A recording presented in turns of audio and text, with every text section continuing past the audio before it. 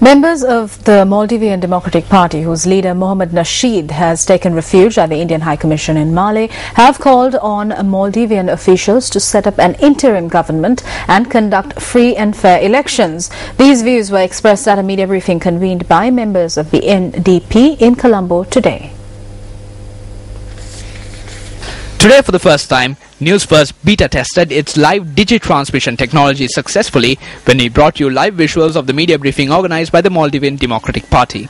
I'm glad to let you all know that a special envoy has been appointed by the Indian government to negotiate between the parties in Maldives. And also that if we can't find a solution, if we can't find a way forward, the only way forward that we believe the Maldives can go forward is by having a transitional government, transitional arrangement which is allowed under the constitution. We cannot accept a rogue regime supervising over an election that is to be democratic elections. We will not have, the military is politicized today, the police is politicized today, and it's altogether quite a large number of people, including their families. So we can't have the situation in Maldives and call it a free and fair election. How many observers we have is irrelevant, because it's not only the ballot box that is free and fair. The way to elections has to be free and fair. Meanwhile, Indian Foreign Minister Salman Khurshid said that they are in touch with the Maldives government and are eager to find an early end to the crisis after the former Maldivian President Mohamed Nasheed sought refuge at the Indian High Commission in Male, fearing arrest. See, we've been in touch, we've talked several times since this situation arose, and I must say that he understands the position that we've had to take, and he's explained what their concerns and their worry about the next few days is.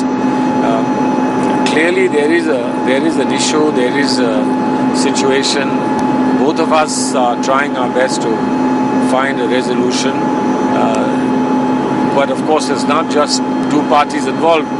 There is also Mr. Nasheed in between, and he also has to decide for himself what the next step is. Now, of course, while Mr. Nasheed is in the mission, his party and other people are active on the streets. What we have tried to ensure that the mission does not become in any way party to whatever the political positions are in the island, and that our mission is not used for any political activity, but just normal courtesies like the family coming to meet with Mr. Nasheed, his party colleagues coming to meet him. That is something that it's in a normal course allowed. Indian media reports say that it is unlikely that India will ask Nasheed to leave the High Commission, as India feels it is up to the Maldivian leader to make a call. If the courts ask the police to execute a court order, then they'll have to inform the foreign ministry to let the embassy know about it. You see, there is an arrest warrant now again. The warrant had expired and he could have gone home. Yes. But he didn't, and we waited, and now the courts have again come up with a arrest warrant. So then if he goes to the court, it's almost clear that he's going to get arrested. The whole idea is for him to appear in the courts. President Nasheed must stay in Indian High Commission as long as there's a threat to his life. And until that is guaranteed, that he is safe in Male streets, until we are able to put away the murdering SO police in Maldives who are beating up people, until we are able to do something about that, President Nasheed must stay there. Otherwise, it's very dangerous for him in Male. Yesterday, a Maldivian court gave the police till 4 p.m. tomorrow to bring Nasheed before court, prompting the police to approach the Maldives Foreign Ministry, asking it to contact the Indian High Commission, where Nasheed has taken refuge since the 13th of February.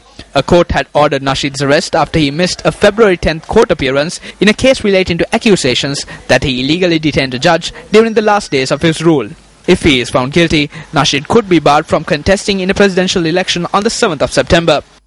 Demonstrations have been held outside the Indian High Commission in Mali in support of the former president. Demonstrations which took a violent turn when police used water hoses and baton chargers to disperse the protesters. The police, however, have denied any use of excessive force. The Maldives held its first free elections in 2008. Nasheed defeated Maumoon Abdul Gayoom, who had ruled the country for 30 years and was accused by opponents and international human rights groups of running the country as a dictator.